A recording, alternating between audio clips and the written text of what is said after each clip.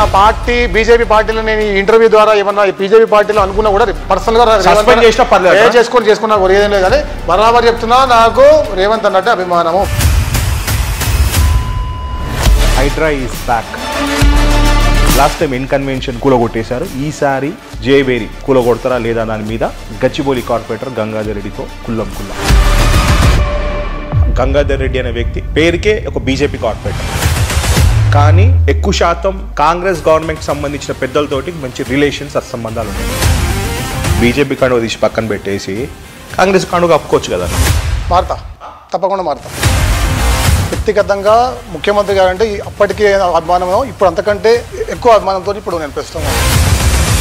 అప్పుడు అభిమానం కన్నా ఇప్పుడు ముఖ్యమంత్రి అయిన తర్వాత ఇంకెక్కువ అభిమానం పెరిగింది. మంచి పనులు చేస్తున్న కూడా మంచి అభిమానం. స్ట్రైట్ అవే మీకు రవికుమార్ యాదవ్ గారు కావాలా, రేవంత్ రెడ్డి గారు కావాలా?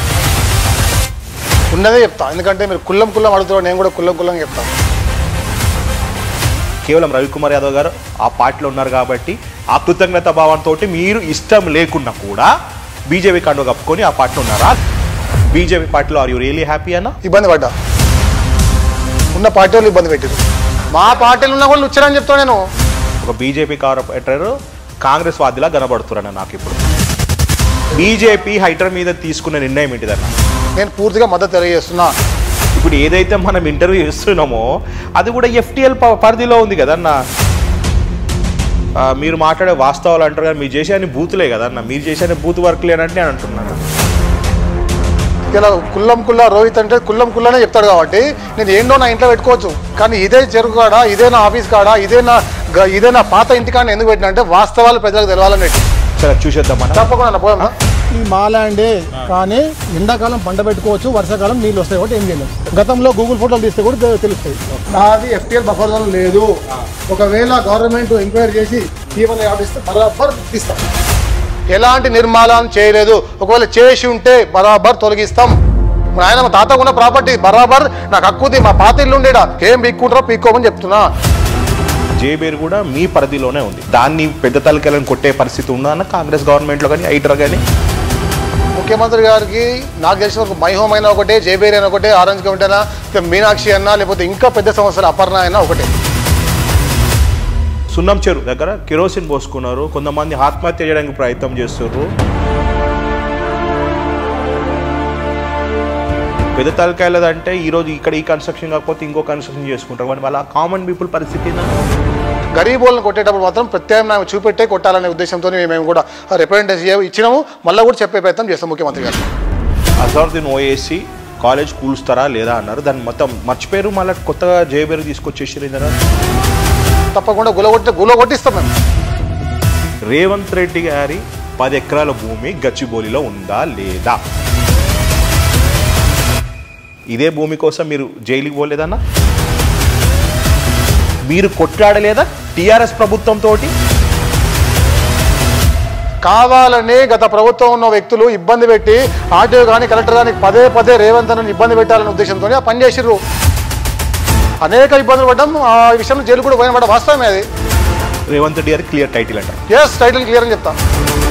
కాదని మీరు నిరూపించండి. వాడన్నా పనికిరాని లుచ్చలంతా నా మీద ఆరోపణ చేసిన వాళ్ళందరూ కూడా తెలవాలి కాబట్టి చెప్తున్నాను.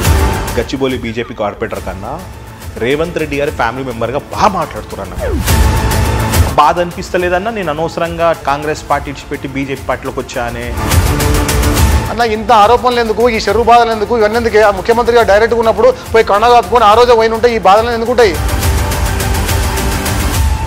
చెడగొట్టే కొడుకులు లుచ్చారు మస్తు ఉంటారు మా దగ్గర. అదే పనులు ఉంటారు. పొద్దున్న వేస్తే కొండల ఇంటికాడ కూర్చొని డబ్బు కొడుతారు, మస్తు ఉంటాడు. వాళ్ళ పేర్లు చెప్పే స్థాయి మనది కాదే. లుచ్చలు తెలిసాలకు ఇంటర్వ్యూ ద్వారా తెలుసుకోవాలి. మీరందరూ ఎంత అపోజిట్ చేస్తే అంత పైకి వచ్చి నేను ఎలా ఆరోపణ చేసినప్పుడు మీరు దానికి ఆరోపణకి మీరు వాస్తవం చూపారు, అంతేగాని మూతి ముక్కులు అలా కొడతారన్నా? ఆ వ్యక్తి ఇబ్బందులు ఉన్నప్పుడు కాపాడుకోవాలన్నా, లేకపోతే కార్పొరేటర్ గెలిచినాక నేను చేతులు మూసుకొని కూర్చోవాలన్నా? దొంగతనం చేసిన లుచ్చని నేను చెప్తే వాడు వచ్చి దీని మీద వచ్చి కంప్లైంట్ చేసి గులగొట్టరు అంటాడు. ఒక గచ్చిబౌలి కార్పొరేటర్కి డిఫెండర్లు, 2 స్కార్పియోలు ఏందని చెరువు కానుకొని 5 ఎకరాల భూమి. డైరెక్ట్ కెమెరా చెప్తున్నా, ఈ గంగాధర్ రెడ్డి అనే వ్యక్తి కార్పొరేటర్ అయిన తర్వాత ఎన్ని కార్లు ఉన్నాడు, కార్పొరేటర్ కాకుండా ఎన్ని కార్లు ఉండే ఒకసారి చూసుకోండి. ఈ పలానా చెరువు దగ్గర ఇది కబ్జా చేస్తున్నాను బిల్డర్ అనేది బెదిరించి ఉంటే బరాబర్ చెప్పుండి కుల్లం రోహిత్ అన్నకి ఫోన్ చేసి చెప్పండి.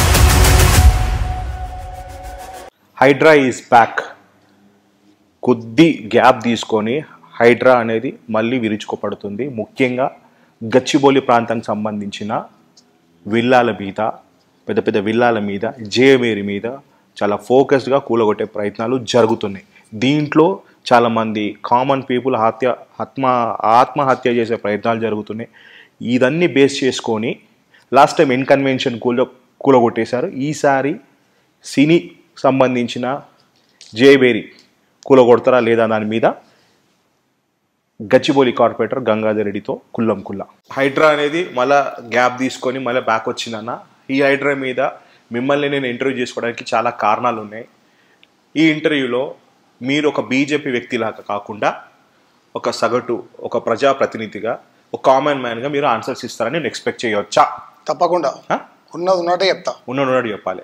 ఏదో మీరు బీజేపీకి సంబంధించిన కార్పొరేటర్ అనేసి, లేకపోతే ఈ సంబంధించిన ఒక వ్యక్తిగత ఒక మనిషి ఫాలోవర్ అని చెప్పేసి కాకుండా వాస్తవాలు చెప్పండి. ఒక సిటిజన్గా ఉన్న వాస్తవాలు, ప్రస్తుతం ఏం నడుస్తున్నాయో వాస్తవంగా చెప్తా. ఓకే, రైట్, ఫైన్ అన్న. మీరు గంగాధర్ రెడ్డి అనే వ్యక్తి పేరుకే ఒక బీజేపీ కార్పొరేటర్, కానీ ఎక్కువ శాతం కాంగ్రెస్ గవర్నమెంట్కి సంబంధించిన పెద్దలతోటి మంచి రిలేషన్స్, సత్సంబంధాలు ఉన్నాయి. అవునా కాదా? వాస్తవమే. వ్యక్తిగతంగా నాకు ముఖ్యమంత్రి గారు అంటే వ్యక్తిగతంగా అభిమానము, నాకు పరిచయం ఉంది కాబట్టి, గతంలో కాంగ్రెస్లో పనిచేసాం కాబట్టి వ్యక్తిగతంగా ముఖ్యమంత్రి గారు అంటే అప్పటికే అభిమానం, ఇప్పుడు అంతకంటే ఎక్కువ అభిమానంతో ఇప్పుడు నేను ప్రస్తుతంగా ఉన్నాను. అప్పుడు అభిమానం కన్నా ఇప్పుడు ముఖ్యమంత్రి అయిన తర్వాత ఇంకెక్కువ అభిమానం పెరిగింది. మంచి పనులు చేస్తున్న కాబట్టి మంచి అభిమానం. ఓకే, అట్లన్నప్పుడు మరి మీరు కండువ తీసి, బీజేపీ కండువ తీసి పక్కన పెట్టేసి కాంగ్రెస్ కండువ కప్పుకోవచ్చు కదన్న. పార్టీ వేరు, అభిమానం వేరు. వ్యక్తిగతంగా నాకు ఆయన అంటే అభిమానం, అంతేగాని పట్లాంటి పార్టీ కాదు. కాంగ్రెస్ పార్టీ వేరు, బీజేపీలో నేను ప్రస్తుతం బీజేపీలో ఉంటా. ఇప్పుడు బీజేపీలో ఉంటూ బీజేపీకి సంబంధించిన నాయకులే అభిమానిస్తారు, కానీ కాకుండా మీరు రేవంత్ రెడ్డి గారిని ఎట్లా అభిమానిస్తారన్న? నాకు వ్యక్తిగతంగా గత 15 సంవత్సరాల నుంచి వాళ్ళ ఫ్యామిలీతోనే క్లోజ్ రిలేషన్షిప్ ఉంది, వ్యక్తిగతంగా పరిచయాలు ఉన్నాయి కాబట్టి మా ఫ్యామిలీ ఎంత ఉంటుందో అంత దగ్గరలో ఆయనతో అనుబంధం ఉంది కాబట్టి నేను ఓకే, ఫైన్. నేను ఇది ఇబ్బందిగా అడగకుండా ఒక వ్యక్తిని అభిమానించినప్పుడు ఆ అభిమానించే వేలో మీరు నడవాలి. ఎవరైనా అవును, పలానా హీరో ఇష్టం అంటే ఆ హీరో ఇష్టమైనట్టు కాబట్టి ఆ విధంగా డ్రెస్సింగ్, హెయిర్ స్టైల్ మెయింటైన్ చేస్తుంటారు.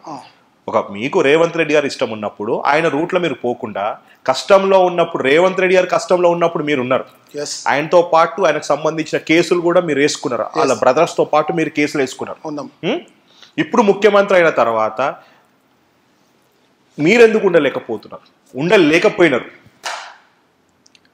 ఇప్పుడు మీరు అడిగిన ఆన్సర్ నేను చెప్పలేకపోతున్నాను, ఎందుకంటే ఉన్నదే చెప్తా. ఎందుకంటే మీరు కుల్లం అడుగుతారు, నేను కూడా కుల్లంగా చెప్తా. రేవంత్ రెడ్డి గారు ముఖ్యమంత్రి కాకముందే విపరీతమైన అభిమానం నాకుండే, వ్యక్తిగత పరిచయం ఉన్నమాట వాస్తవం.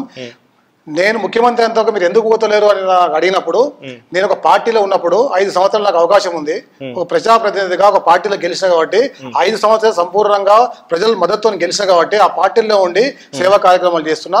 అయినప్పటికీ కూడా ముఖ్యమంత్రి దృష్టి కాడికి ఏదైనా సమస్య ఉంటే పార్టీ వేరు, గెలిచిన తర్వాత పార్టీ వేరు, వ్యక్తిగత కార్పొరేటర్ నేను వేరు. తప్పకుండా ఏ సమస్య ఉన్నా కూడా రేవంత్ రెడ్డి గారి దగ్గరికి, పెద్ద ముఖ్యమంత్రి గారి దగ్గరికి తీసుకెళ్లి నా సమస్యలు పరిష్కారం చేయడానికి మంచి ఆప్షన్ నాకు ఉంది. ఓకే, స్ట్రైట్ అవే మీకు రవికుమార్ యాదవ్ గారు కావాలా, భిక్షపతి యాదవ్ మాజీ ఎమ్మెల్యే షేర్లింగంపల్లి మాజీ ఎమ్మెల్యే గారి కొడుకు రవికుమార్ యాదవ్ గారు కావాలా, వాళ్ళ కుటుంబం కావాలా, రేవంత్ రెడ్డి గారు కావాలా?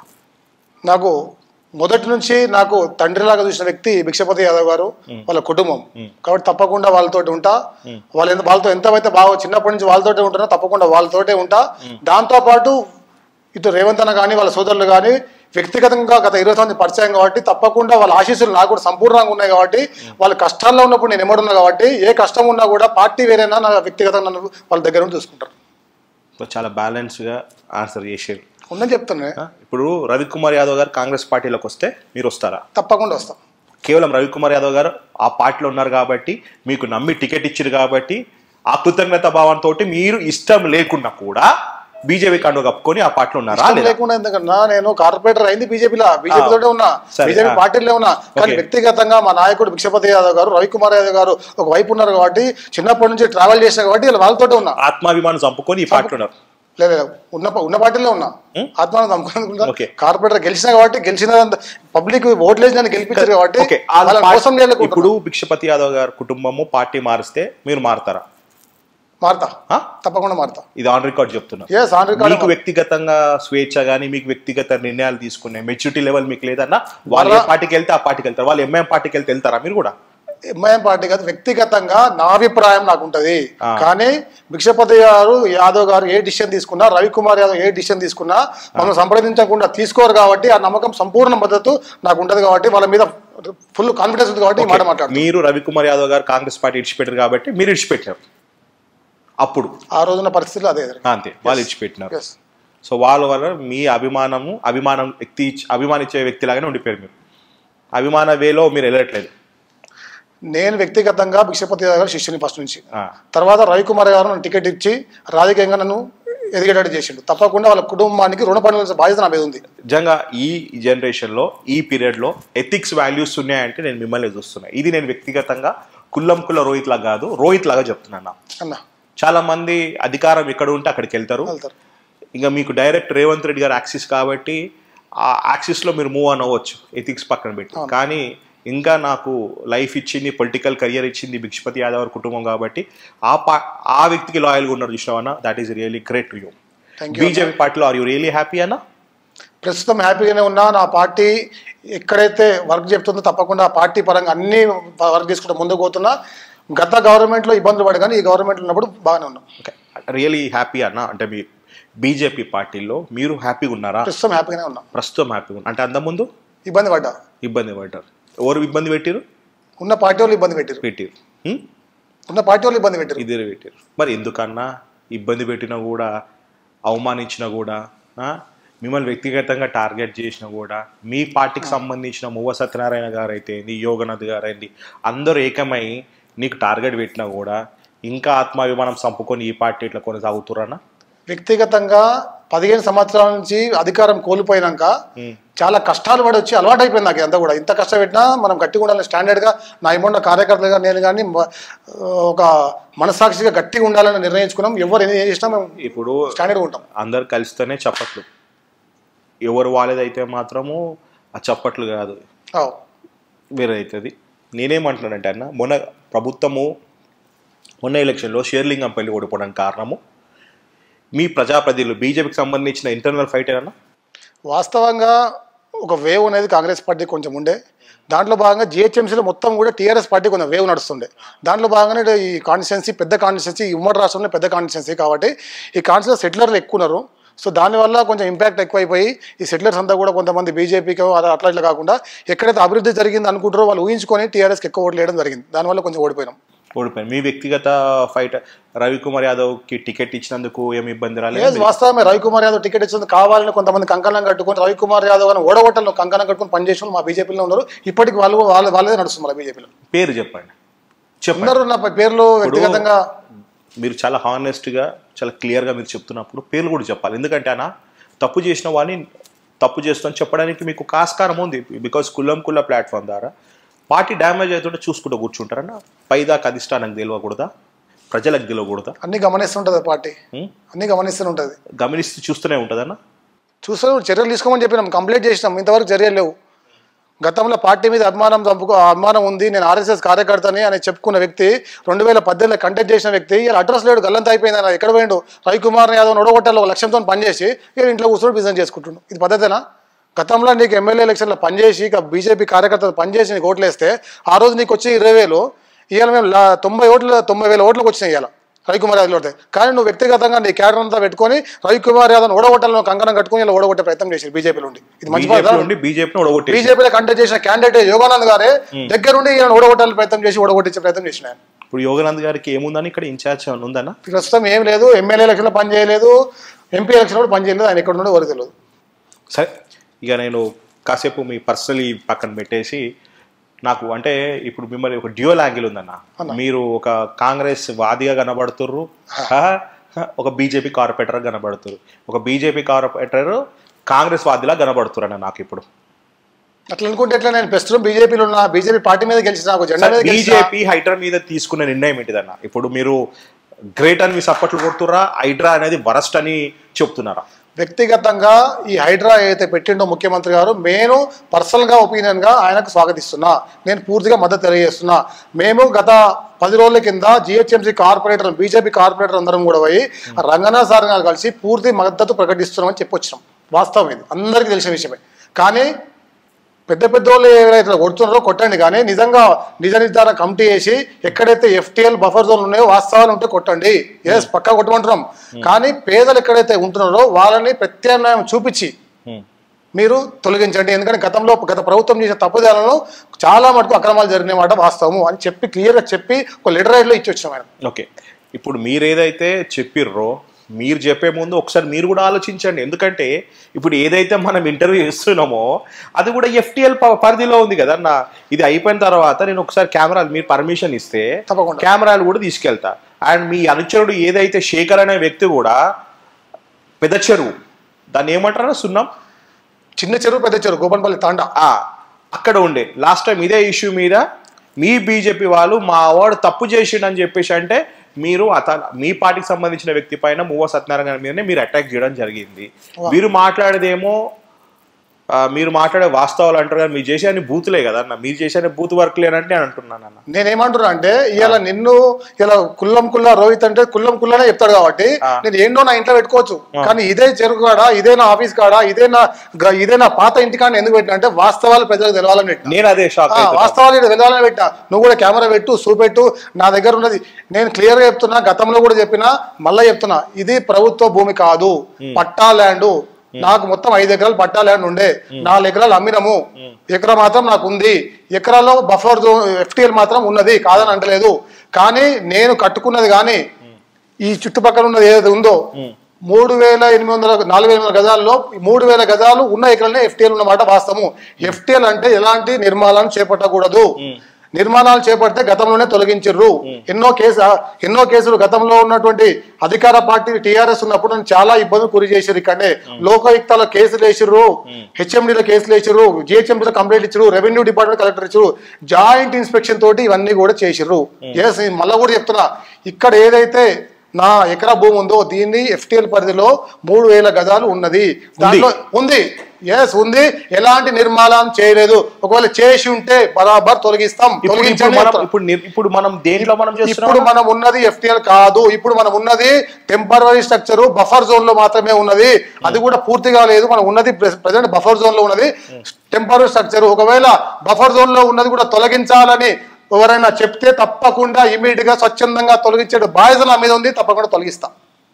నాది పట్టా ల్యాండ్, 1 ఇంచు కూడా గవర్నమెంట్ ల్యాండ్ కూడా నేను కబ్జా చేసినట్టు కానీ కలుపుకున్నట్టు ఉంటుంటే నా మీద క్రిమినల్ చర్యలు తీసుకుని క్రిమినల్ కేసు పెట్టమని అడుగుతున్నా. మొత్తం అందరికీ తెలియాలి వాస్తవం. ప్రతి ఒక్కడు అంటే గడ కబ్జా పెట్టలేడా గంగాధర్ రెడ్డి, కార్పొరేటర్ గడ ఇయ్యలేడా కబ్జా చేయండి, ఏం చేసినా ఇది మా ప్రాపర్టీ, నేను కొన్న ప్రాపర్టీ, ఆయన మా తాత ఉన్న ప్రాపర్టీ, బరాబర్ నాకు హక్కు. మా పాత ఇల్లు ఉండేడా, నాకు బర్రెలు ఉన్నాయి, వ్యవసాయం ఉంది, చెట్లు పెంచుకుంటున్నా. ఇలా ఏం తప్పు చేసాం మేము? ఒకవేళ కార్పొరేటర్ ఎదుర్కోలేక కావాలని బురద తల్లాల ఉద్దేశంతో ప్రతి ఒక్కరికి కలిసి అయిపోయింది. ఏం పీక్కుంటారో పీక్కోమని చెప్తున్నా, నేను ఉన్నది చెప్తున్నా. ఎవరన్నా కంప్లైంట్ ఇచ్చుకున్నా ఏం చేసుకున్నా పనికి మానలో లుచ్చగాలు కొంతమంది ఆయన ఉన్న ఇదే ఊర్లో కానీ వేరే మా డివిజన్ ఉన్నారు ఇదే పనులుగా కార్పొరేటర్ కబ్జా పెట్టిన అంటారు. బరాబర్ రమ్మని చెప్తున్నా. ఈడ కూడా చూసుకొని స్వచ్ఛందంగా నా దాంట్లో నాది క్లియరెన్స్ ఏదైతే ఉందో దాని మీదే ఉన్నా. నాకు 1,800 గజాలే క్లియర్ ఉంది, మిగతాదంతా కూడా FTL ఉంది, బఫర్ జోన్ ఉంది.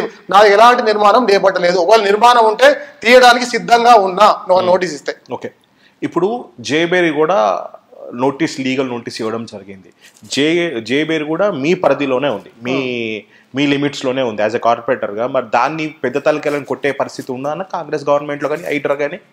ఇప్పుడు ముఖ్యమంత్రి గారికి నాకు తెలిసిన వరకు మై హోమ్ అయినా ఒకటే, జేబేరి అయినా ఒకటే, ఆరెంజ్ కమిటీ అయినా, మీనాక్షి అన్నా, లేకపోతే ఇంకా పెద్ద సమస్యలు అపర్ణ అయినా ఒకటే. ఎవరైనా ఇల్లీగల్గా కన్స్ట్రక్షన్ చేసి FTL బఫర్ జోన్లో నిర్మాణాలు చేపడితే తప్పకుండా చర్యలు తీసుకుంటామంటారు. కాబట్టి తప్పకుండా వాళ్ళ మీద చర్యలు తీసుకోవాలని చెప్తున్నాం. గతంలో నేను చాలాసార్లు దీని మీద నేను కౌన్సిల్ కూడా మాట్లాడే ప్రయత్నం చేశాను. నాకు ఆ రోజు ఉన్న అధికార పార్టీ మైకియలే అన్న. ఇప్పుడు ఏదైతే ఈ హైడ్రా మీద కామన్ పీపుల్ కూడా ఇప్పుడు సపోజ్ మార్నింగ్ మనం చూసుకుంటే 4 కోట్ల విల్లా, 8 కోట్ల విల్లాలు అని ఉంటుంది.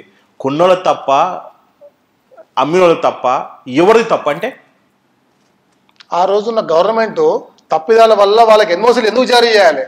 ఎన్ఓసీలు జారీ చేస్తారు, బిల్డర్లను వత్తాసు పలికి వాళ్ళ డబ్బులు తీసుకొని ఎన్ఓసీలు ఇస్తారు, అధికారులు మీరే ఇస్తారు. ఇలా ఆ ఎన్ఓసీలు క్లియరెన్స్ ఉందని చెప్తేనే కదా ప్రజలు కొనేది. ఇలా సాఫ్ట్వేర్ ఎంప్లాయీస్ ₹1,00,000 జీతం ఉంటే ఆ లోన్లు తీసుకొని ఇలా విల్లాలు కొంటే వాళ్ళ పరిస్థితి తనగా మారింది. ఇలా ఒక్కొక్క డివిజన్లో చూస్తుంటే బాధపడుతూ ఉన్నారు. ఎన్ఓసీలు ఎందుకు ఇస్తున్నారు మీరు? ఏ ఉద్దేశంతో ఇస్తారు? బిల్డర్లను అలసిగా తీసుకొని డబ్బులు తీసుకొని మీరు ఎన్ఓసీలు ఇస్తే వాళ్ళ పరిస్థితి ఏంది? ఇలా అందుకే గత ప్రభుత్వం చేసే తప్పిదాలని బయటకు తీయమని చెప్తున్నాం. అందుకే స్వాగతిస్తున్నాం మేము. కానీ ఇక్కడ స్వాగతిస్తారు, కానీ మీ ఇక్కడ చాలా మంది కామన్ పీపుల్ ఈ రోజు చూసుకుంటే ఒకరు కిరోసిన్ 3-4 కిరోసిన్ పోసుకున్నారు, సున్నం చెరువు దగ్గర కిరోసిన్ పోసుకున్నారు. కొంతమంది ఆత్మహత్య చేయడానికి ప్రయత్నం చేస్తున్నారు, ఇబ్బందులు పడుతున్నారు. పెద్ద తలకాయలదంటే ఈరోజు ఇక్కడ ఈ కన్స్ట్రక్షన్ కాకపోతే ఇంకో కన్స్ట్రక్షన్ చేసుకుంటారు. మరి వాళ్ళ కామన్ పీపుల్ పరిస్థితి ఏందన్నా?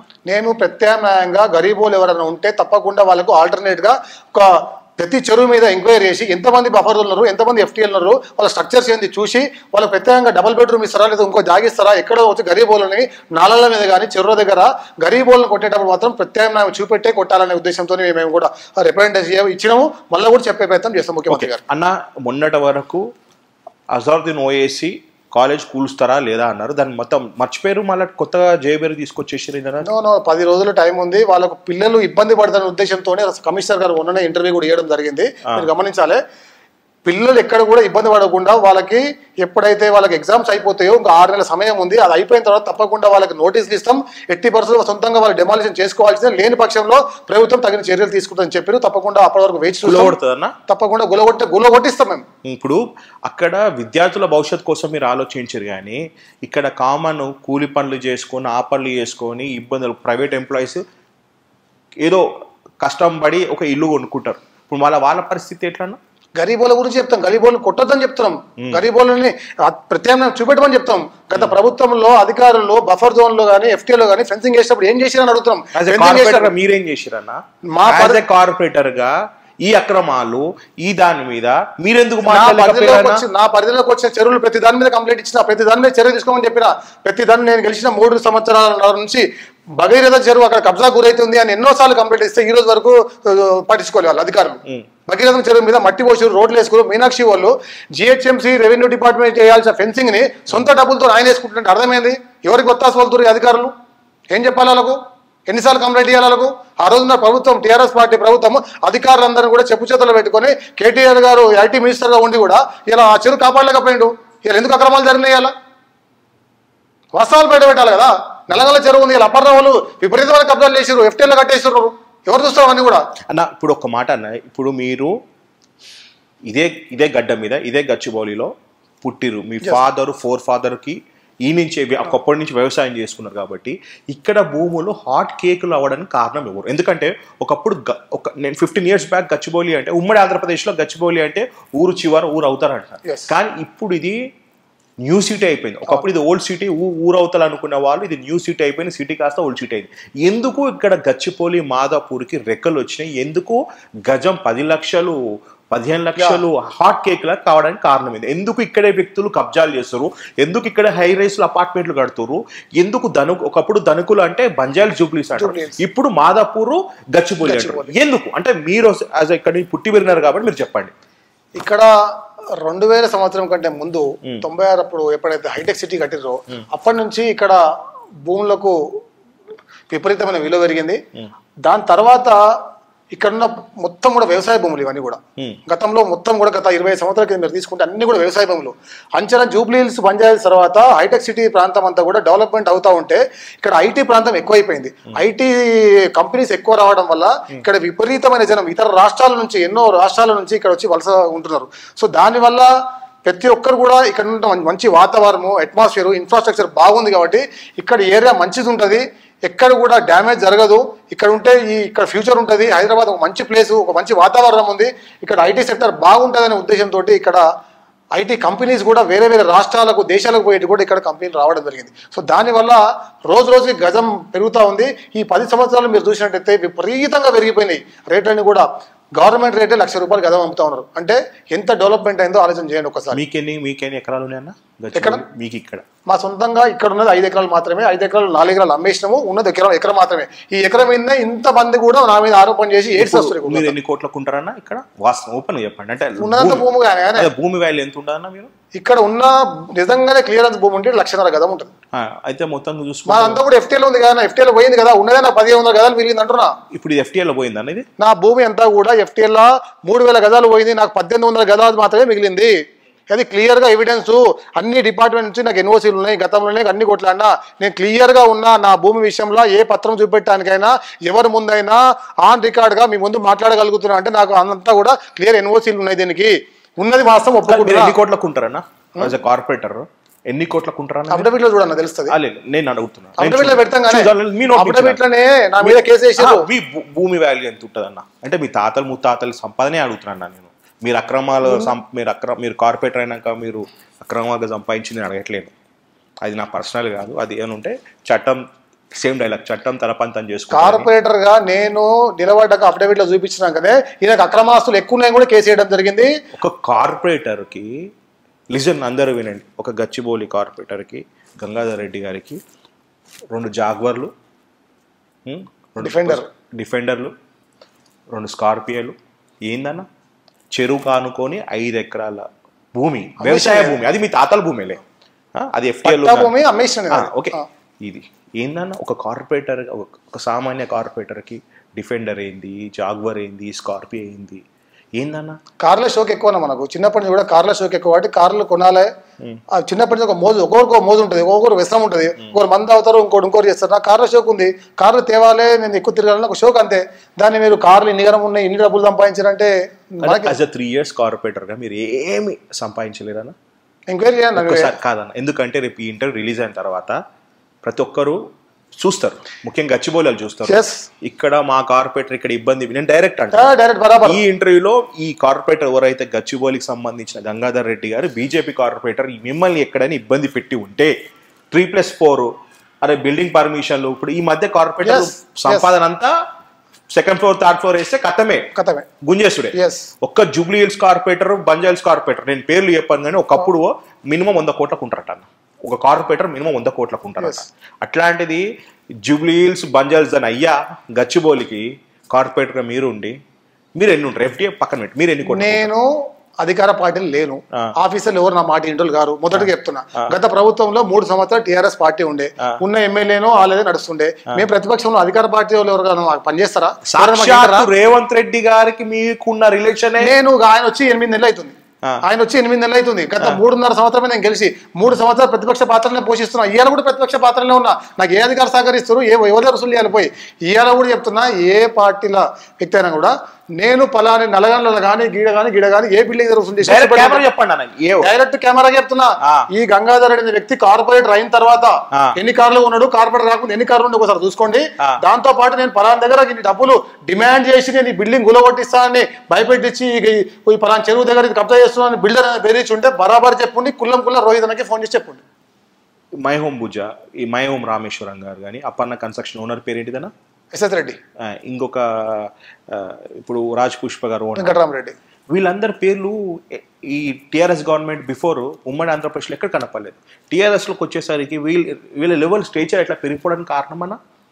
వీళ్ళకు ఒత్తాసు పలికిరు. మైహోమలు మొత్తం టీఆర్ఎస్ పార్టీకే పనిచేసారు, పార్టీ వ్యక్తులుగా పనిచేసారు. రాజపుష్ప అనేది మొత్తం కంప్లీట్గా వాళ్ళ దాంట్లో ఇన్వాల్వ్మెంట్ అయినది. వాళ్ళ పార్టీలో జాయిన్ అయ్యి ఎమ్మెల్సీ తెచ్చుకున్నాయి. ఇవన్నీ కూడా కంప్లీట్గా రాజపుష్ప కానీ మైహోమ్ కానీ మిగతా అందరు బిల్డర్ కూడా చాలా మటుకు వర్టెక్స్ కంపెనీ కానీ వీళ్ళందరూ టీఆర్ఎస్ పార్టీకి ఒక బినాలుగా పనిచేసారు. ఎక్కడెక్కడ కోట్లు గుమ్మరియాలి, ఎలక్షన్లో గెలవాలి. 7 ఎలక్షన్ ఉంటే బై ఎలక్షన్ ఉంటే కోట్లు పంపాలి. పరోక్షంగా వీళ్ళ ఎలక్షన్స్ కి వీళ్ళు హెల్ప్ చేసి వీళ్ళు బరాబర్ హెల్ప్ చేశారు. వాళ్ళే మొత్తం చేసినందుకు వాళ్ళే హెల్ప్ చేశారు. మరి వీళ్ళకి ఏం ఆఫర్ ఇస్తారన్నా? ఎవరికి? పార్టీ వాళ్ళు, టీఆర్ఎస్ పార్టీ వీళ్ళకేం ఆఫర్ ఇస్తుంది? ఇదే ఇట్లాంటి ఇల్లీగల్ కన్స్ట్రక్షన్ కట్టుకునే పర్మిషన్ ఇస్తారు, ఇష్టం వచ్చిన ఎన్ఓసీలు ఇచ్చేస్తారు, 50 ఫ్లోర్లు 30 ఫ్లోర్లు పర్మిషన్ తెచ్చిస్తారు, కబ్జాలతో ప్రోత్సహించారు. తీసుకుంటారా? ఏమన్నా పర్సంటేజ్లు ఉంటాయి, ఎందుకుంటాయి? బరాబర్ పర్సంటేజ్లు ఉంటాయి. ఉతానే ఇస్తారా? ఓకే. కార్పొరేటర్లకి ఏముండదన్నా వాళ్ళకి సంబంధించి? మా పరిధి మీకు అర్థం చేసుకోండి. కార్పొరేటర్కి సర్పంచ్ సంతకం ఏమైనా ఒక బిల్డింగ్ పర్మిషన్ ఇస్తే మా సంతకమైన అవసరమా ఒకసారి తెలుసుకోరు మీరు. సర్పంచ్కి కనీసం చెక్ పవర్ ఉంటుంది, మాకు ఏ పవర్ లేదు. ఆధార్ కార్డు మీద సంతకం పెట్టే పవర్ లేకపోయా మాకు ఏం బిక్తాం? ఇంకా పేరుకు 70,000 మంది కార్పొరేటర్ గచ్చిబౌలికి, కానీ పబ్లిక్ వచ్చేవారు 1,00,000 మంది ఉంటారు డీజిల్లో. కానీ నేను ఏం పని చేయాలి? దేనికి నా పవర్ దేనికి పనిచేస్తుంది? ఒక ఆధార్ కార్డుకు గ్రీన్ పెన్ సంతకం పెట్టాలి. ఈ మాట అధికారులు కూడా వినరు. అధికారులు వింటారు, కొట్లాడతాం, ప్రతిపక్షం ఉన్నాం, కొట్లాడతాం, అధికారులు భయపెట్టిస్తాం. మీ ఫైటింగ్ మీ ప్రజలతో ఫైటింగ్ చేయాలి, అధికారులతో ఫైట్ చేయాలి, కానీ మీరు మీ పార్టీకి సంబంధించిన వాళ్ళతో మీరు ఫైట్ చేస్తున్నారు. దురదృష్టం ఏం చేస్తాం, ఈ పార్టీలు అట్లా ఉంది. ఈ పార్టీలు అట్లా ఉంటే చూస్తున్నారు. 2000 ఇప్పుడు వచ్చే 2 years తర్వాత వచ్చే GHMC ఎలక్షన్స్లో మీరు టీఆర్ఎస్ కాంగ్రెస్ కండువ మీద కంటెస్ట్ చేస్తారా, బీజేపీ కండువ మీద కంటెస్ట్ చేస్తారా?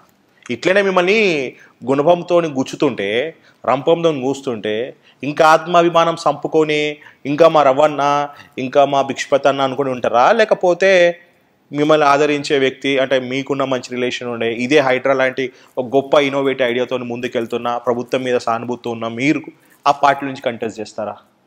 ప్రస్తుతం బీజేపీలో ఉన్నా, ఒక పార్టీ గుర్తు మీద గెలిచిన, ఇంకా టైం ఉంది, అది పరిధి ఇంకా 18 సంవత్సరాలు 18 నెలలు ఉంది. ఆ 18 నెలలు అయ్యాక మాట్లాడతాం. ఓకే, ఇప్పుడు ఈ question I don't want to delete this question. మీరు ఇంటర్వ్యూ అయిపోయిన తర్వాత కూడా చేయొద్దు.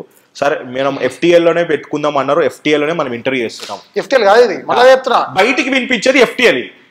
బయటికి వినిపించేది మీరు కబ్జా చేసింది గంగాధర్ రెడ్డి గారు చిన్న చెరువు కబ్జా చేసిన ప్రాంతంలో మనం ఇంటర్వ్యూ చేస్తున్నది బయట వాళ్ళు అనుకుంటారు, బయట వాళ్ళు అనుకుంటారు. కబ్జా కాదంటున్నా నేను. మా తాత ప్రాపర్టీ, మేము కొన్న ప్రాపర్టీ క్లియర్ గా ఉంది. నేను మొత్తం 5 ఎకరాల్లో మొత్తం FTL ఉన్న వాట. బేసిక్ గా మనం అక్కడ చెరువు కాడమే చేద్దాం అనుకున్నాం, కానీ భారీ వర్షం వల్ల అందుకే పెట్టి మళ్ళీ తీసుకుపోతాను. వర్షం తగ్గిన తర్వాత కెమెరాలు ఖరాబ్ అవుతాయి. మేము మీలాగా ఉన్నోళ్ళం కాదు కదా. వర్షం పడ్డాక మళ్ళీ తీసుకుపోయి చూపిద్దాం. ఎందుకంటే ఇది వాస్తవాలు. నేను ఒక ప్రజాప్రతినిధిగా గచ్చిపోలు ఉన్నా, పనికిరాని లుచ్చలంతా నా మీద ఆరోపణ చేసిన వాళ్ళందరూ కూడా తెలవాలి కాబట్టి చెప్తున్నాను. మీలాగా నాకు కెమెరాలు కొనిస్తారు అంటే తడిసిపోతే మనం కొత్తగా మాట్లాడుతూ వాస్తవాలు తెలుస్తాయి కాబట్టి కొనిస్తా. అయిపోయిన వర్షం తగ్గిన తర్వాత మనం పోదాం. ఇంకొకటి అన్న, ఇది క్వశ్చన్ నేను డిలీట్ చేయను. రేవంత్ రెడ్డి గారి 10 ఎకరాల భూమి గచ్చిబౌలిలో ఉందా లేదా? అది ఆయన అడగాలి, ఆయన అడగాలి, ఆయన అడగాలి. ముఖ్యమంత్రి స్థాయి వ్యక్తిని భూమి ఉందా లేదా అంటే నేరు లేపాలి. ఇదే భూమి కోసం మీరు జైలుకి పోలేదన్నా? నేను ఏ భూమి గురించి పోయినో ఆ రోజున్న పరిస్థితి, ఇదే భూమి కోసం మీరు కొట్లాడలేదా టిఆర్ఎస్ ప్రభుత్వం తోటి?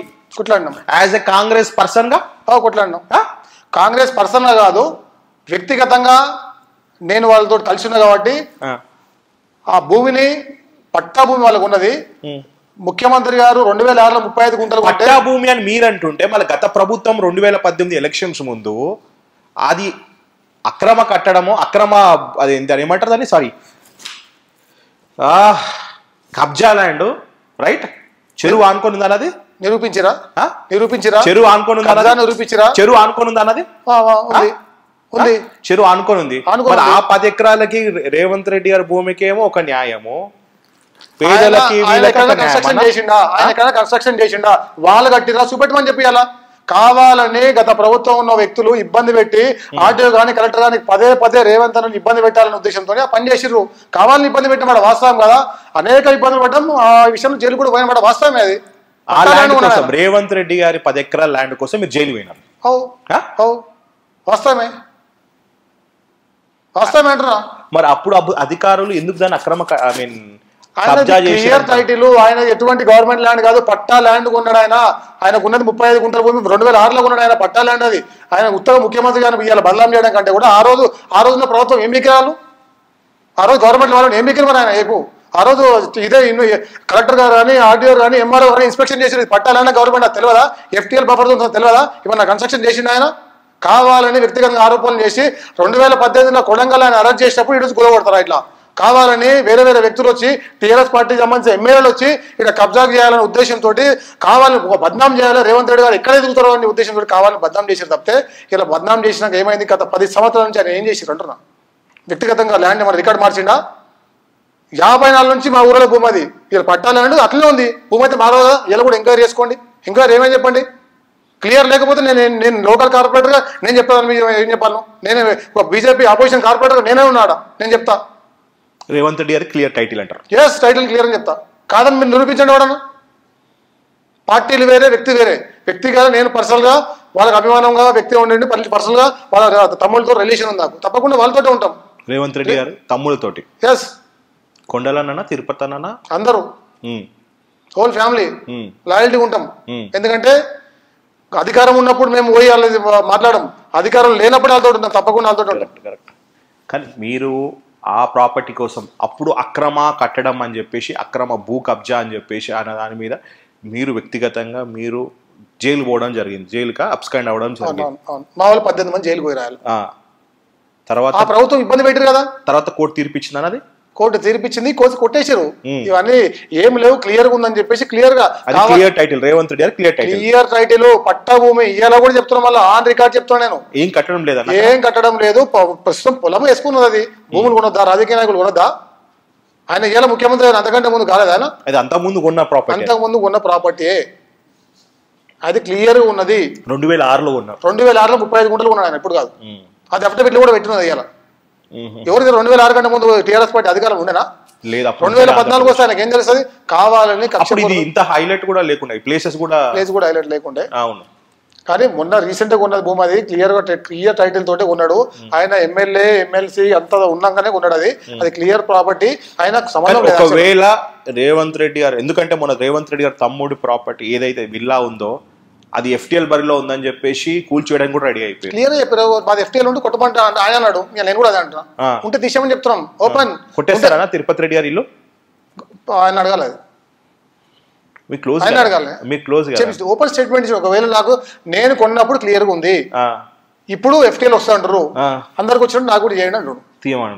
ఓపెన్ ఉన్నాం, ఇలా దాచుకునేది ఏం లేదు. ఫస్ట్ మన వాళ్ళదే కొట్టేస్తే అయిపోతుంది కదా, ఎందుకంటే మిగతా వాళ్ళకి కూడా ధైర్యం వస్తుంది కదా. ఇప్పుడు కొంతమంది భయపడుతున్నారన్న, ఎందుకంటే జేబేరి మిగతా పెద్ద పెద్ద సంస్థలకి ఖాళీ వార్నింగ్లు ఇచ్చి ఇడిచిపెడుతురు, ఓఏసీ కూడా వార్నింగ్ ఇచ్చి ఇడిచిపెట్టారు. దాని ప్లాన్ ఆఫ్ యాక్షన్ లేదు, ఏం లేదు. అంతే రంగనాథ్ గారు కామన్ పీపుల్ మీద ఉన్నారు. వాస్తవాన్ని చెప్పాలంటే ప్రజాప్రతినిధులు అందరినీ ఎవ్వరు పడితే అలా చూడట్లేదు. ఎందుకు అంటే Katasani ex MLA, Panyam MLA ex MLA వాళ్ళది కూడా కొట్టేసేసి, అట్లా రేవంత్ రెడ్డి గారి సన్నిహితులని కానీ, రేవంత్ రెడ్డి గారి బంధువులని కానీ, రేవంత్ రెడ్డి ప్రాపర్టీస్ ఏం కులగొడతలేరు అనుకున్న వాళ్ళదనేది బయట టాక్. ఎక్కడ కబ్జా చేసిరని, లేకపోతే ఎక్కడ FTL ఉన్నారని, అది NOC ఉంది ఆయన ఉన్నప్పుడు. ఇరిగేషన్ డిపార్ట్మెంట్ వాళ్ళు GHMC నుంచి, రెవెన్యూ డిపార్ట్మెంట్ నుంచి క్లియర్ గా NOC ఉండదానికి. NOC ఉందా లేదా, ఎందుకు ఇచ్చారు అనేది, ఆయన ఒక్కనే ఇల్లు ఉన్నాడా, 100 ఇల్లు ఉన్నాయి, అవన్నీ ఎంక్వైరీ చేయండి, చేసి కొట్టమని చెప్పి ఆయన చెప్పిండు కదా. ఒకవేళ తప్పు చేస్తే శిక్షించడం చెప్పిండు. మీరు కార్పొరేటర్ కన్నా, బీజేపీ గచ్చిబౌలి బీజేపీ కార్పొరేటర్ కన్నా రేవంత్ రెడ్డి గారి ఫ్యామిలీ మెంబర్ గా బాగా మాట్లాడుతున్నారు. మీరు వ్యక్తిగతంగా మీరు అడిగే క్వశ్చన్లకు ఉన్నది చెప్పాలి కాబట్టి నాకు వ్యక్తిగతంగా అభిమానం ఎక్కువ, ఆయన అంటే విపరీతమైన అభిమానం ఎక్కువ. ఇప్పుడు కూడా అభిమానం ఉంది, కానీ అట్లా నేను పార్టీ మాట్లాడలేను కదా. నేను ఒక పార్టీలు ఉన్నా కదా, ఒక పార్టీ నాకు ఓట్లేసి గెలిపించింది కదా, అదే పార్టీలు ఉన్నాయి, అదే పార్టీలు ఉంటాం. అన్న I'm sorry to say this, ఇట్లా అంటున్నా అనుకోవద్దు. చెప్పే ఇది ఎట్లుందంటే ఇష్టం లేని సంసారం చేస్తారు, కానీ బయట వాళ్ళతో ఎఫ్ఐఆర్ ఉన్నట్టుంది అన్న. ఇదైతే జనాలు ఎట్లా అనుకుంటే మాకేం చేసేది ఉంది. నేను ఒక పార్టీలో నన్ను ఓట్లేసి గెలిపించారు, 5 సంవత్సరాలు నాకు అవకాశం ఇచ్చారు, తప్పకుండా 5 సంవత్సరాలు పనిచేయాలి. కరెక్ట్. ఈ పార్టీలు ఉంటారు, ఇష్టమున్నా నష్టమైనా ఈ పార్టీలు ఉంటారు. ఉంటా, ప్రస్తుతం ఉన్నా. పెళ్లి చేసుకురు, ఈ అమ్మతో సంసారం చేస్తారు. అసలు చేస్తున్నా, ఏం చేస్తారు, ఏమన్నా బయట వాళ్ళతో ఎక్కువ సంసారం చేస్తారు. ఎమ్మెల్యే ఎలక్షన్ లో లీడ్ మేమే ఇచ్చినాము, MP ఎలక్షన్ లో 16,000 లీడ్ మేమే ఇచ్చినాం గచ్చిబౌలి డివిజన్ లోనే, బీజేపీ నుంచి. అన్ని డివిజన్ల కంటే మా డివిజన్ లో ఓటింగ్ ఎక్కువ. బాధ అనిపిస్తలేదన్నా, నేను అనవసరంగా కాంగ్రెస్ పార్టీ ఇచ్చిపెట్టి బీజేపీ పార్టీలోకి వచ్చానే, ఇదే కాంగ్రెస్ పార్టీలో నేను ఇప్పుడు ఉంటే ఇంకా నేను సర్వీస్ చేసుకోవడానికి అన్న ఇంత ఆరోపణలు ఎందుకు, ఈ చెరువు బాధలు ఎందుకు, ఇవన్నీ ఎందుకు? ముఖ్యమంత్రిగా డైరెక్ట్ గా ఉన్నప్పుడు పోయి కరుణ కాపుకొని ఆ రోజు పోయిన ఉంటే ఈ బాధలు ఎందుకు ఉంటాయి? అది కానీ ఆత్మాన్ని మనం చంపుకోలేక, ఒక వ్యక్తిని నమ్ముకున్న వ్యక్తిని మోసం చేయలేక, నమ్ముకున్న కార్యకర్తని మోసం చేయలేక వాళ్ళు ఇప్పటికి కూడా కాంగ్రెస్ పార్టీలకు పోవాలి. ఇది మనం ఎంతో కష్టపడి ఆ రోజు జైలుకు పోయినాం, ఇలా ముఖ్యమంత్రి అయినా మనం పోవాలని చెప్పి అయినా కూడా 5 సంవత్సరాలు మనం గెలిపించిన ప్రజలు ఉన్నారు, వాళ్ళతో ఉండాలి. మన నాయకుడు టికెట్ ఇచ్చే వ్యక్తి మనకు ఉన్నాడు. రవికుమార్ యాదవ్ గారు ఎప్పుడైనా బాధపడిన సందర్భం ఉందా? ఎందుకంటే వాళ్ళు మీరు నాతో ఇంటర్వ్యూ చేసుకుంటారు, రవికుమార్ యాదవ్ బాధపడరా లేదంటే నేను లేపగలుగుతాను, నాకు ఆయన అడుగురి. ఇప్పుడు రేవంత్ అన్న గురించి కట్టర్ రేవంత్ అన్న ఫ్యాన్ గా, లేకపోతే వాళ్ళ కుటుంబ సభ్యులాగా మీరు చెప్తారు, ఇటు రవికుమార్ యాదవ్ గారి గురించి మీరే చెప్తారు. ఎందుకంటే మీ ఇటు అన్నా మీకు ఇటు ఇటు ఇటు రాజకీయంగా లైఫ్ ఇచ్చారు కదా వాళ్ళు, నాకు వాస్తవం కదా, ప్రజలందరూ తెలిసిందే కదా. ఇలా గంగాధర్ రెడ్డి ఎవరు మనిషి అంటే విజయపతి యాదవ్ మనిషి, రవికుమార్ యాదవ్ మనిషి అంటారు కాదంటారా? ఇప్పుడు కాంగ్రెస్ బీజేపీలో ఇంటర్ తర్వాత రేవంత్ అన్న ఆడ్కోర్ అభిమాని, రేవంత్ అన్న మనుషులు అంటారు. నా పార్టీ బీజేపీ పార్టీలో నేను ఇంటర్వ్యూ ద్వారా ఏమన్నా బీజేపీ పార్టీలో అనుకున్నా కూడా పర్సనల్ గా చేసుకున్నా ఏదేం లేదు. కానీ బరాబర్ చెప్తున్నా, నాకు రేవంత్ అన్నట్టు అభిమానము పర్సనల్ గా. నేను ప్రస్తుతం పార్టీలో ఉన్నా, పార్టీ మీద గెలిచిన, పార్టీకే పనిచేస్తున్నా, పార్టీకే పనిచేస్తా. కానీ వ్యక్తిగతంగా అభిప్రాయాలు మార్చుకొని టీవీలో ఇంటర్వ్యూ రేవంత్ అన్న అభిమానించి బరాబర్ ఆయన గురించి అభిమానం ఇస్తా, నాకు అభిమానం ఉంది. రేవంత్ అన్న గురించి ఒక మాటలు చెప్పాలంటే ఎందుకట మీకు అంత ఇష్టం? మనిషిని ఆకర్షిస్తాడు, ఎమ్మటే పిలిచి మాట్లాడతాడు, ఎక్కడున్నా గంగా ఏడునో అంటాడు, అదొకటి చాలు.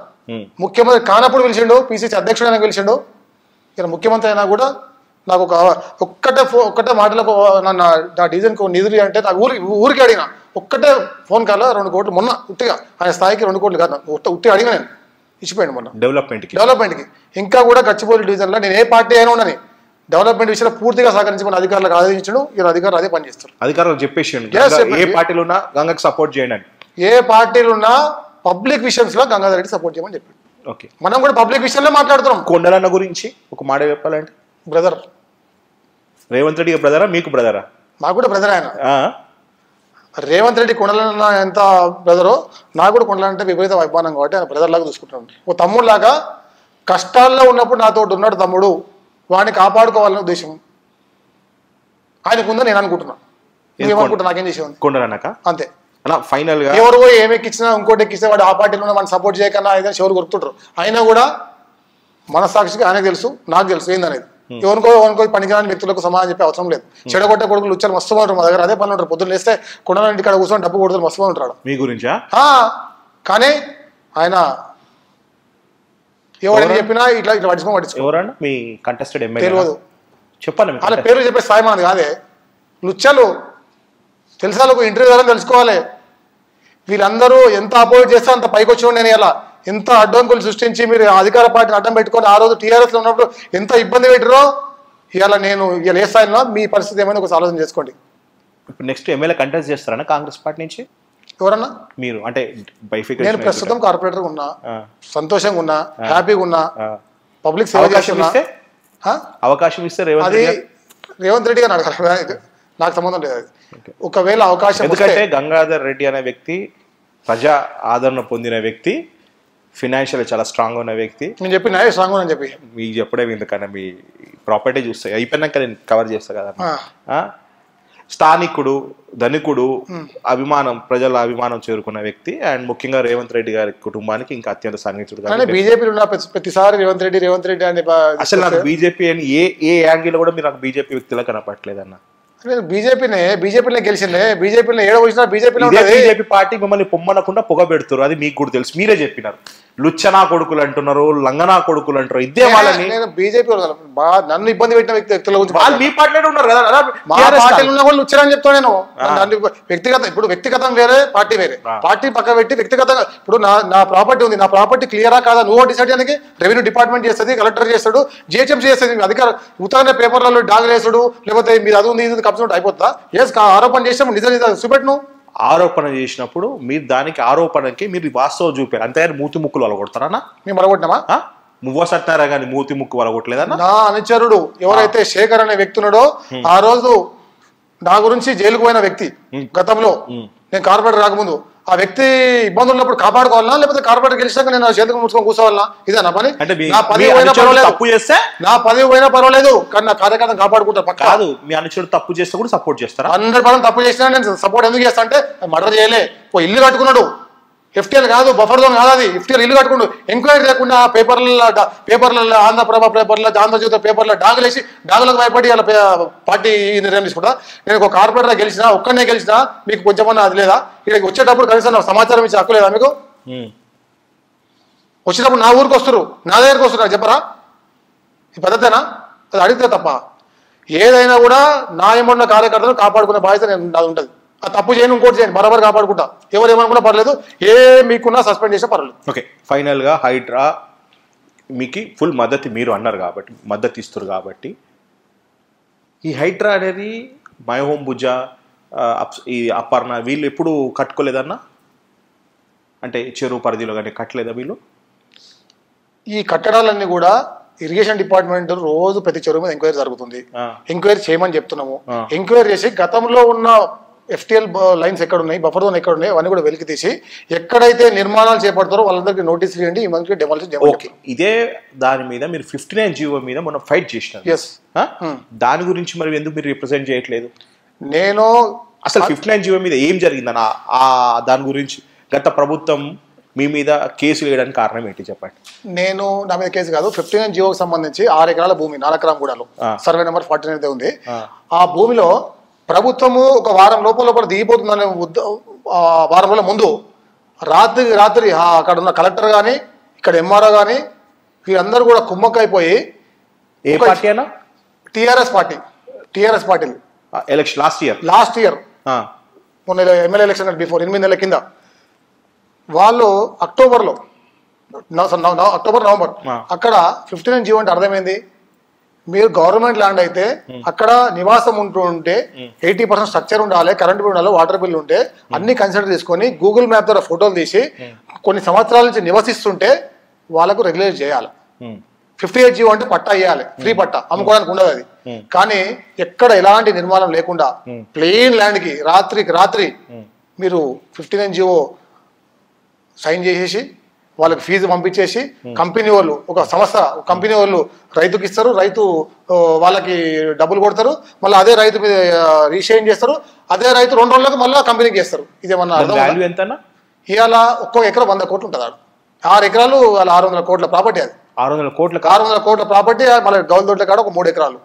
ఇదంతా కూడా ఒక వారం లోపల 59 జీవో కొంత 100 కోట్ల ఈ విషయం మీరు రేవంత్ రెడ్డి గారి దృష్టికి తీసుకోపోయినా ఆ 59 జీవో ఆయన రాగానే ఇమ్మటి దాన్ని యాక్షన్ తీసుకుంటూ దాన్ని హోల్డ్ చేసి పెట్టిండు. 80% కూడా చట్ట విరుద్ధ చర్యలు తీసుకుంటామని చెప్పిండు. ఆ రోజు నుంచి 59 జీవో బంద్ చేసిండు. తప్పకుండా వాళ్ళ మీద యాక్షన్ తీసుకుంటామని చెప్పి అవన్నీ కూడా బ్లాక్ చేయడం జరిగింది. ఇంకా కూడా వాళ్ళ మీద కేసులు పెట్టమంటున్నాం. ఎవరైతే అక్రమదారులు వాళ్ళ మీద కేసులు దానికి మెయిన్ వెనుక ఉన్నదంతా కూడా అప్పట్లో ప్రభుత్వంలో ఉన్నటువంటి మంత్రులు, ఇక్కడ ఉన్నటువంటి కలెక్టర్ గారు, ఎంఆర్ఓ, అప్పుడున్న కలెక్టర్ హరీష్ ఉన్నట్టున్నాడు, ఇక్కడ శ్రీనివాసరావు ఉన్నాడు. అంతకంటే ముందు ఒక 4 సంవత్సరాలు ఒక ఎంఆర్ఓ పనిచేసి వంశీమోహన్ అనే పెద్ద లుచ్చ, మొత్తం ఏం లేకుండా కంప్లీట్ గా కొన్ని 100 కోట్లు అనుకుని పోయింది కాన్స్టిట్యూన్సీ మొత్తం ఏం లేకుండా. షేరింగ్ 6 ఎకరాల భూమి 600 కోట్లు 600 కోట్లు రాత్రి 59 జీవో కింద రెగ్యులైజ్ ఎట్లా చేస్తారో అడుగుతున్నాం. అదే పేదవాడి గుడిసె 100 గజాలు ఉంటే 100 సార్లు ఎంక్వైరీ చేస్తారు. పేదవాడికి ఒక న్యాయమో మీకు ఒక న్యాయమా? కాజాగూడ ఈ సర్వే నెంబర్ 27 దగ్గర 40 ఎకరాల భూమి, అది కూడా దగ్గర రెగ్యులైజ్ చేసి పడేసి ఆ రోజు దగ్గర 3-4 ఎకరాలు ఆడ చేశారు. ఓన్లీ గచ్చిబౌలి డివిజన్లో ఎక్కడైతే కాస్ట్లీగా ఉందో 3 లక్షల గజం పలుకుతుందో అక్కడనే ఈ అక్రమార్కులు కన్నేసారు. దళారుల ద్వారా డబ్బులు తెచ్చుకొని వీళ్ళు అడ్డం పెట్టుకొని స్థానికంగా ఉన్న ఈ 59 జీవో గతంలో అప్లై చేసుకున్నాం. ఏ ఊర్లో ఇంకోటి మీకు చెప్పాల్సిందంటే ఎక్కడో ఈ ప్రాంతంలో అప్లై చేస్తే ఇదే ప్రాంతంలో తీసుకోవాలి, కానీ నువ్వు నింగపల్లి అప్లై చేసిన స్లిప్ తీసుకొచ్చి కూడా ఇక్కడ తీసుకుంటా అంటే ఎట్లా? కేవలం ఎక్కడ హాట్ కేక్ ఉంటుందో, ఎక్కడ భూమి వాల్యూ ఉంటుందో అక్కడ ఆ రోజు చేసేసాలి. ఎక్కడైనా ఉన్నది 59 జీవో అప్లై చేసిన పేపర్ ఉంటుంది చాలు, అది మీ పేరు మీద ఉన్నా కానీ ఆ రోజు మీ పేరు మీద 59 జీవో 1000 గజాలు చేసేస్తారు. ఆ 1000 గజాలు మీతో నెమ్మది వల్ల నేను చేపించేసుకుంటా. ఇది పరిస్థితి. అట్లా ఎన్ని ల్యాండ్స్ పోవచ్చా? మొత్తం 59 జీవో అడ్డం పెట్టి కొన్ని వేల కోట్లు తినేసి వాళ్ళు. అవన్నీ కూడా బట్ట బయలు చేయమని అంటున్నాం.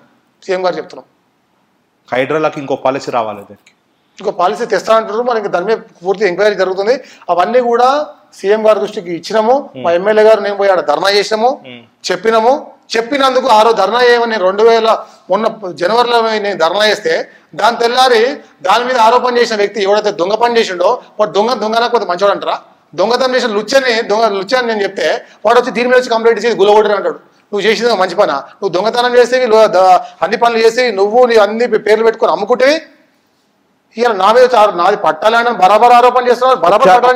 వర్షం దాగి ఉండి ఒకసారి చూసేద్దాం. తప్పకుండా పోదాం. కెమెరా తీసుకొని వచ్చేసి ఏ చెట్లు వేసినా? మామిడి చెట్లు, కొబ్బరి చెట్లు, సపోటా, నిమ్మకాయలు ఎక్కువ వేసినాం. ఎందుకంటే అరటి చెట్లు ఉన్నాయి. ఇవన్నీ కూడా పండ్ల చెట్లు ఒక దాంట్లో కూరగాయలు. ఇది మీ తాత ఆస్తి టెంపరరీ స్ట్రక్చర్. ఒకసారి ఆ కంటైనర్ చూపి మహేష్. ఇది టెంపరరీ స్ట్రక్చర్. గవర్నమెంట్ తీసేయమంటే అది బఫర్ జోన్ లో వస్తుంది. ఎఫ్టీఎల్ ఇక్కడ దాకానే వేరే బఫర్ జోన్ వస్తా అనుకుంటే కూడా అక్కడ దాకా రాదు. మనం వస్తా అనుకుంటే గవర్నమెంట్ నాకు చెప్తే ఇమీడియట్ తీయగలడు కూడా. ఇప్పుడు ఇదా ఒకసారి చూసి కంటైనర్ నాది ఎఫ్టీఎల్ బఫర్ జోన్ లేదు. ఒకవేళ గవర్నమెంట్ ఎంక్వైరీ చేసి ఏమైనా ఆడిస్తే బరాబర్ తీస్తాం, స్వచ్ఛంగా నేనే తీస్తాం. ఏదైతే గంగాధర్ రెడ్డి గారి మీద ఆరోపణ ఇదే చెరువు ఆనుకొని చూసుకుంటే చెరువు ఆనుకొని ఏదైతే మనం ఇంటర్వ్యూ చేసినామో దానికి ఎడ్జ్ ఇప్పుడు మనము ఇక్కడ ఎంట్రీ చేసినాం, మరి దీని మీద ఏందో మీరు చెప్పు ఒపీనియన్. మేము ఒకటే చెప్తున్నాం, ఇంకా కూడా ఇదే కాదు, ఇంకా ఆడదాకా ఉన్న భూమి ఆడ మొత్తం 5 ఎకరాలు కడీలు కనిపిస్తున్నాయి కదా, ఆ కడీలు జూమ్ చేయండి. ఈ కడలో ఉన్నప్పుడు కడీ చెట్టు పక్కన వర్షాకాలం నీళ్ళు వస్తాయి, ఎండాకాలం ఎండిపోతుంది, పంట పెట్టుకుంటాము. ఇది క్లియర్ గా FTA మేము ఎలాంటి నిర్మాణం చేపట్టలేదు. ఇప్పుడు నిర్మాణం చేయబడకపోతే ఈ కన్స్ట్రక్షన్ ఏంది మహేష్ ఒకసారి కన్స్ట్రక్షన్ చూపెట్టాడు. ఈ చెట్లు ఏంటి చెట్లు కన్స్ట్రక్షన్ కాదండి, చెట్లు పెంచుకోవచ్చు, క్లియర్ గా కలెక్టర్ ఆర్డర్, పంట పెట్టుకోవచ్చు, చెట్లు పెట్టుకోవచ్చు, కానీ ఎలాంటి నిర్మాణం చేయదు. మనం ఇంటర్వ్యూ చేసింది ఏ ప్లేస్ అని, అది క్లియర్ ప్రాపర్టీ, అది క్లియర్ కంటైనర్ మాత్రం పెట్టుకోవాలి, టెంపరీ స్ట్రక్చర్ కంటైనర్, అది నేనేం పెట్టుకోలేదు. ఇక్కడ నిర్మాణం ఉంటే ఎక్కడ చూసుకోండి, ఓన్లీ చెట్లు పంట పెట్టుకోవచ్చు అన్న. ఇప్పుడు దీనికి మీకు క్లియర్ టైటిల్ అంటే నాకు పట్టా ల్యాండ్, మళ్ళా కూడా చెప్తున్నా, ఇప్పుడు మీకు పట్టా ల్యాండ్. ఇప్పుడు అవి చెరువు అనుకుని లేవన్నా, ఆ కన్స్ట్రక్షన్ లేవు, అవి అన్ని కూడా క్లియర్ గా ఉన్నాయి. ఆ చెరువు అనుకుని ఫెన్సింగ్ వేసింది, ఆ ఒక్క లైన్ మాత్రమే క్లియర్ కట్ ఉంది అపార్ట్మెంట్ అన్ని కూడా. అదే ఇప్పుడు మా వాళ్ళకి FTL ఏంటిది, బఫర్ జోన్ అంటే ఇది బఫర్ జోన్. ఈ మెడ్లకుంట దేవునికుంట దీని పేరు, ఇది 8 ఎకరాల చెరువు, కానీ బఫర్ జోన్ FTL కలుపుకొని 16 ఎకరాల చిల్లర చెరువు అయింది మొత్తం. ఇది చిన్న చెరువు, ఇది మెడ్లకుంట చెరువు అంటారు. మెడ్లకుంట చెరువు దాని విస్తీర్ణం 8 ఎకరాల చిల్లర మాత్రమే, కానీ బఫర్ జోన్ FTL కలుపుకుంటే ఇంకో 8 ఎకరాలు పట్టడానికి కలిసింది. దాంట్లో మాదే 4 ఎకరాలు పోయింది, మిగతా అన్ని ప్లాట్లు ఉన్నాయి, అవి కూడా FTL పరిధి దగ్గర వస్తాయి. FTL పరిధిలో ఈ చెరువుకి ఎలాంటి నిర్మాణం ఒక్కటి కూడా లేదు, ఒక్క నిర్మాణం కూడా FTL కట్టలేదు. కానీ దీని మీద కదా మీ ప్రధాన ఆరోపణలు, అంటే మీ ప్రత్యర్థులు అయితే ఏంటి, మీ బీజేపీ పార్టీకి కళ్ళు సంబంధించి మండుతున్నాయి. అరే చెరువు పక్కన ఫామ్ హౌస్ కట్టిండు, ఇంత పెద్ద ప్రాపర్టీ ఉంది, ఇంత చెట్లు పెట్టుకుంది, ఎక్కడ నా మీద ఎలాంటి ఆరోపణలు లేవు కాబట్టి ఒక్క ఆరోపణ చేసి ఎట్లా బదనాం చేయాలో ఎందుకు చేస్తారు. ఓపెన్ గా స్టేట్మెంట్ ఇస్తే మనం ఎవరైనా రావచ్చు, తెలుసుకోవచ్చు. లైవ్ చూపిస్తున్నాం, చూపిస్తాము. ఇవన్నీ కడీలు కూడా మాయే మొత్తం. ఇంకా కూడా మా పట్టా భూమి ఇదంతా కూడా. ఈ పట్టా భూమిలో చెరువు వచ్చిందా, చెరువులో పట్టా భూమి అయిందా? మా పట్టా భూమి చెరువు పక్కకు ఉంటది, కానీ FTL అంటే నీళ్లు ఫుల్ ట్యాంక్ లెవెల్ ఎక్కడ దాకా వస్తుంది, దాని అంతా పట్టా భూమి అయినప్పుడు కూడా చెరువు నిండితే దాన్ని FTL అంటారు. దాన్ని పట్టా భూమి అయినా ఎలాంటి నిర్మాణం చేపట్టకూడదు, పంట పెట్టుకోవచ్చు, పంట పెట్టుకుని రైట్స్ ఉన్నాయి. ఇప్పుడు ఒక సింపుల్ స్ట్రాటజీ అన్న, ఇప్పుడు చిన్నది ఏంటంటే, ఇప్పుడు అక్రమ కట్టడాలు చెరువు అనే దానికి ఎగ్జాంపుల్ అయితే మీరు ఏం చెప్తారు, చూపించండి ఒకసారి. అంటే ఏమి ఇక్కడ ఎలాంటి నిర్మాణం లేదు. ఒకవేళ ఇప్పుడు చెరువు ఆనుకొని ఉన్న ఇల్లు అపార్ట్మెంట్ కూల్స్తుర్రా, ఏ పరిధిలో ఉంటది, అంటే డిస్టెన్స్ అంటే ఫుల్ ట్యాంక్ లెవెల్ కి వచ్చిన తర్వాత అక్కడి నుంచి బఫర్ జోన్ 9 మీటర్స్ ఇస్తాం. 25 ఎకరాల లోపల ఉంటేనేమో 9 మీటర్స్, 25 ఎకరాల పైన చీలుగా ఉంటేనేమో చెరువు 30 మీటర్లు, అంటే 100 ఫీట్ లో బఫర్ జోన్ ఉండాలి. బఫర్ జోన్ వదిలిన తర్వాత నిర్మాణం చేపట్టాలి. ఈ చెరువుకు సంబంధించి 9 మీటర్ల బఫర్ జోన్ ఉంటుంది. అంటే ఈ 16 ఎకరాలు వదిలిపెట్టేసి మిగతాది బఫర్ జోన్ 9 మీటర్లు తీస్తే పెట్టాలి, కట్టుకోవాలి. ఫుల్ ట్యాంక్ లెవెల్ వచ్చిన తర్వాత బఫర్ జోన్ తీసిన తర్వాత కట్టుకోవాలి. ఇక్కడ ఈ చెరువులో ఎట్లాంటి కబ్జా కాలేదు, ఇది పూర్తిగా కాపాడింది నేనే, ఎవరు కూడా కనీసం డంపింగ్ కూడా చేయని కూడా కాపాడింది నేనే. క్లియర్ ప్రాపర్టీ నాదే, 4.5 ఎకరం కోల్పోయింది. దీని మీద ఎలాంటి ఎవరు ఆరోపణ చేసినా నా ల్యాండ్ అంతా మొత్తం ఇది మా ల్యాండే, కానీ ఎండాకాలం పంట పెట్టుకోవచ్చు, వర్షాకాలం నీళ్ళు వస్తాయి కాబట్టి ఏం చేయలేము. గతంలో గూగుల్ ఫోటోలు తీస్తే కూడా తెలుస్తాయి. నేను ఎలాంటి నిర్మాణం చేయలేదు, నిర్మాణం చేసామని చెప్పేస్తే గురి కొట్టుకోరు.